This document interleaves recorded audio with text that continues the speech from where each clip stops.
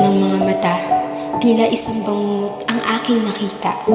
Malaki at nakakatakot kung maalala na sa isang iglap, lahat ay magbabago na lamang bigla.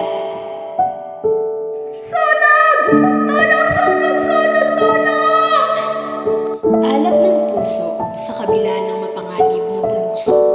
Naranasan mo na bang mawalan, maramdaman, na nag-iisa ka na lamang sa bawat laban? Ilang hiyaw pa ba ang aking napakikinggan bago makita sa bawat pagtingin ng aking mga mata ang unti-unting pagkatupok ng mga tahanan, mga mukhang bakas ang luha at kasawian dahil sa pagkawala ng tirahan, pamilya at kabuhayan. Sa likod ng mga ngiti, nakatago ang bigati, mga pangarap na naglaho sa bawat sandali na pilit tinatanggap ng kanyang binhi. Mga tahanan dating kay sigla, ngayon ay napalilibutan na ng abo at ari-ari ang nawala. Mga pangarap na pinaghirapan at pinag-ipunan, naglaho na lamang ng hindi namamalayan. Isang kandila, isang kalat, isang sigarilyo na naiwan. Maliit na pagkukulang ngunit maaaring magdulot ng malaking kawalan. Sa bawat abo at sa bawat apoy, may nawawas na pangarap na hindi madaling tahakin muli ng ating pagsusumikap. Ang apoy ay hindi isang lampan. Dapat natin itong ingatan.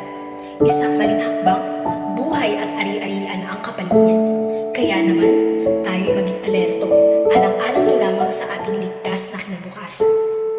Patayin ang kalan bago lumisan. Siguraduhin ligtas ang kordon at saksakan. Huwag mong hahayaang kandila mo'y makalimutan. Isilid ang posporo sa mataas na lugar at ang sigarilyo mo pampus na ay wag sana itapon kung saan-saan. Hindi lang naman bumbero ng bayan ang pwedeng magligtas sa kapwa mong mamamayan. Hindi hadlang kung ano ang iyong kasaraan, edad o katayuan. Sapat na ang kaalaman ng iyong pairali na tuluyan na maging magandang halimbawa para sa ating kaligtasan. Ilan iyan sa mga dapat mong tandaan. Ako, ikaw, tayo. Kamalayan mo ba ay gising sa mga babala at sa mga paalala? May magagawa